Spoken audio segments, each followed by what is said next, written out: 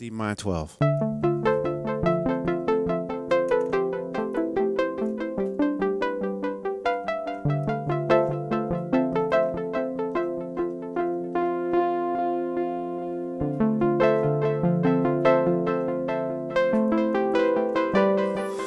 It's easy to just dive into this thing and just make sounds and just play it. This is the Deepmind 12. This is probably the premier synthesizer that Behringer came out with. And then they've been making synthesizers, but this was their first one that I'm aware of. It's sort of kind of modeled after the Juno series, but they kind of did their own thing with it. There's a lot of different things you can see on here. It's a 12-voice analog synthesizer, which was a lot of voices for the time when it came out, because I think other synthesizers were only doing 4 voices, like the Mini Log was doing 4 voice. And then if you wanted more voices, the keyboards were maybe 2 or 3 times more expensive. So Behringer said, all right, we're going to come out with our first synthesizer. We're going to give you 12 analog voices. And it come really great for the arpeggiators, for chords, and all that stuff. So as you can see, you got 12 voices. These lights sort of indicate what voices are active. I think that's a cool touch. And then each one of these voices has sort of this chain of things here, along with 2 LFOs that go to each voice. And then these LFOs can be routed to, like, just about everything you see on here can be interconnected with each other through the LFOs, the pattern of the LFO, or the mod wheel after touch. It's like there's so much layers to this. And I mean, you can hear the effects right now. So I got some effects running right now.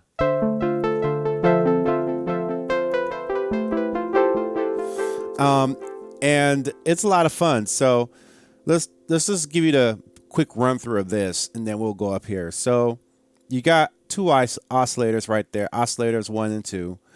And matter of fact, let's go ahead and do, I actually like that sound. So I'm going to write that. So I'm going to find another sound that hasn't been sort of written to. And I'm going to do an initialize just to show you where we're starting. So 2 oscillators. You got a sawtooth oscillator right here and a pulse oscillator there. So there's your very plain. It sounds very plain. Not a lot of low end on it, but it is there. It sounds very plain, but as you can see, there's decay. So as the decay ends on one note, you still got another one. So you got that one. You got the pulse width modulation right there. That can be modulated. You got that.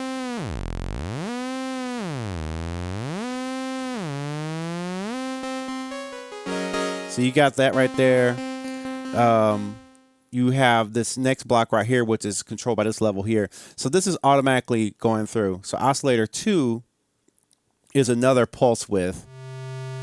And, you know, off rip, I wish that they had more waveforms there. That's okay, but pure square, you can modify the tone there. Pitch mod right there. And, you know, and also you got your noise.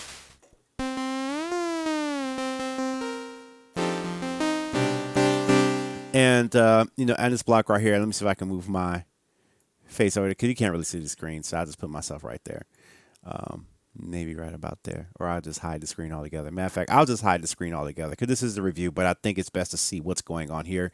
You don't necessarily need to see me, but you can still hear me, right? Okay, so now we have the filter right here. It is I think a 4-pole filter. There are sweet spots with it. I wish it was more like Moog-like, but it's still good. You got the, I think, 4-pole and then 2 poles. That's okay right there. Envelope, like how the Junos does. You got the envelope going to voltage control filter, which is also the same here. So this envelope here, when it's set to VCF, is the one that's affecting this one right there. Voltage control right there. That VCA is right there. Mod, that can be an envelope assigned to whatever parameter you want. So there's plenty of room for that. And that's this row right here of things you can do. Also got the high pass. You can boost a little bit. You got high pass. It's okay. I'm sure it provides for that. I typically don't really work with high pass filters at all. but it's still a great thing. Moving on to the arpeggiator thing right there, you can program chords with this, polychords. You can do arpeggiators with it, and see that's where you can hear. So I can hold that right there, and now without holding the key down, and it's cool because now I can edit, the tempos and things like that, and I can make the notes in quickly with that envelope right there. And then let's see if I can add a little bit of filter to it by now I enclose the filter by adding a lot of fun right there. And I mean, inside of that, you can do, let me turn that off. But that's cool. I mean, you can turn things on and off. So you got your arpeggiator sequencer here. That's really cool. You can sequence different values for each step of the sequence inside of what you're playing. And it works with the beat clock very well over MIDI, USB. The beat clock works great. These LFOs can be beat synced too as well, so you can have things changing on beat at the same time. There's really a lot to the synthesizer. And then on here, you got Unison. So if I want to use the mode, so now I can choose it to Unison. And Unison is cool because now instead of one synthesizer voice, I can bi-tune and then detune them.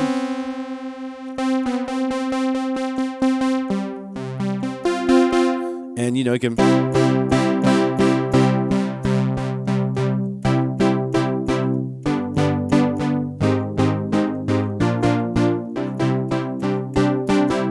and this is dry without any reverb, so I could just slap some reverb on that just like this by going to effects.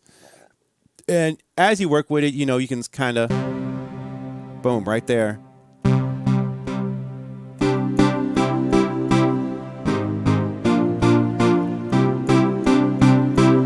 And you can add even more voices to that Unison all the way up to like 12. So if I go back to that Unison, I can dial it up to 12, which is now you got 12 voices.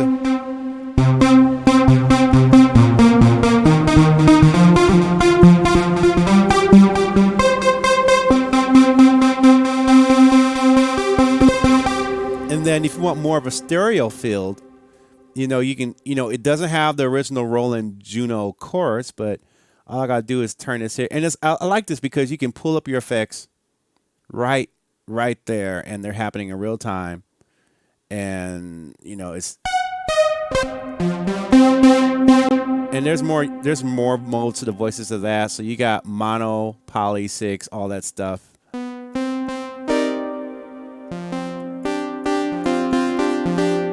Add that second up.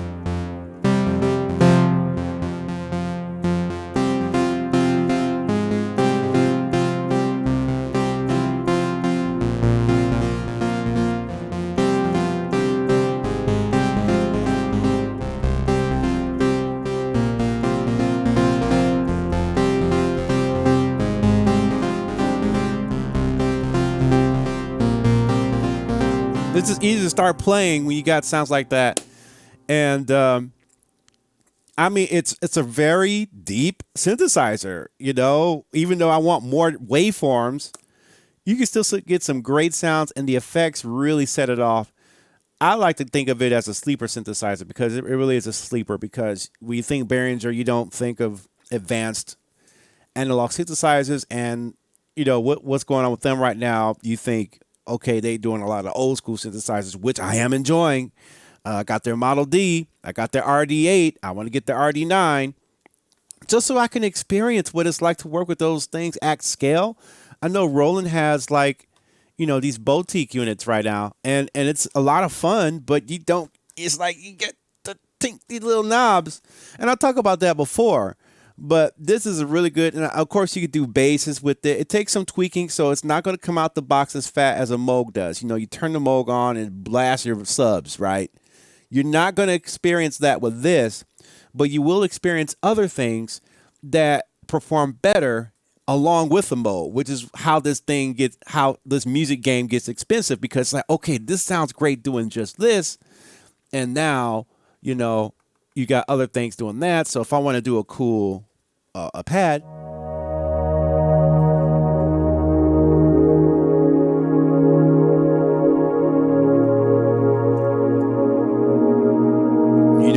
I like to make pads.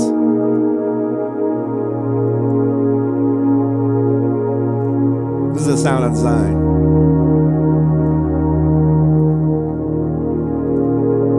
So this is your new age right there, new age in the box. And it has its own timbre for pads compared to the JD08, which is like a pad machine. This is more sounds I did. So you want some lo-fi. You know, put that through some plugins or whatever, and then you had to do like a bass.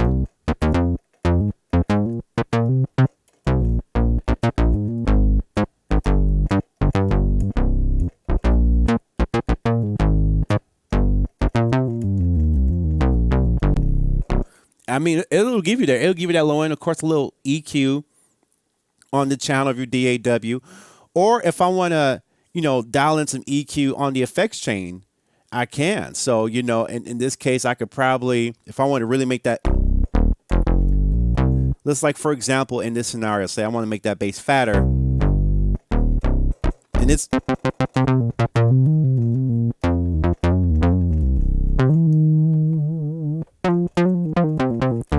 but see, it's just easy because it sounds great. I like it. It's fun. And with good engineering, you can make it sit in the mix very well. You can make it hit how you want to.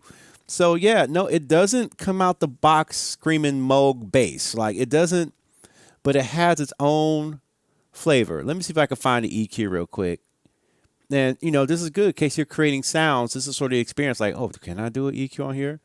Well, let's see. AutoPan, Edison, EX1. Let me see what that is. Okay, that's not one. But they have a lot of good effects on here. And Midas EQ. So right here. So low shelf gain. Let's see if I can push that. And of course, this data entry. Now we got more. Right there.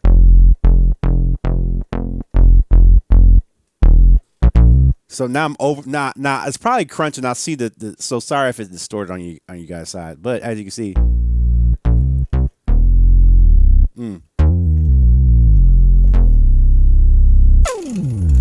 and now you got that R&B bass right there. I mean, it's there. What else did I do on here?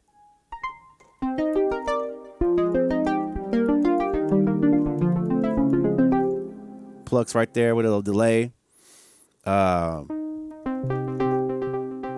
stereo, you know, ping pong. I mean, you can really do a lot of stuff, and it has a lot of flavor. And just working with those arpeggiators, or even playing your own melodies, works really good. And just letting this thing ride, it's got its own flavor. It's so much fun to make patches on this, and then sample it into the MPC, and then you got like your own thing right there. So what that enables me to do is sort of get a hybrid experience from working in the box in the computer, but still having hardware. You know, that's a lot of fun. This definitely is a sleeper. It's a sleeper, and it's going to be a great synthesizer to work with for a long time because it does so much. It plays nice with MIDI. It plays nice with MIDI beat clock. It does take a little tweaking to get it to sound good, but the plugins inside of it really give you a lot of timbres and a lot of flavors to work with.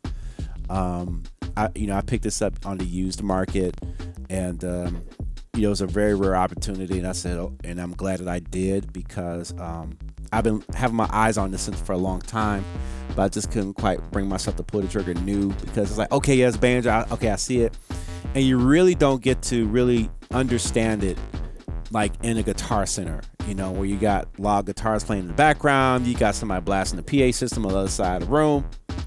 And so unless you got some premium headphones, and just really time to just sit alone with it and read it like a person who likes books or read a book, you have to really sit down and just touch the knobs and hear what they do. And that's one thing I don't get from VST plugins, is just being able to sit down, hit the knobs, make a mistake, go back, oh, I didn't like that, go back, and see what the screen does.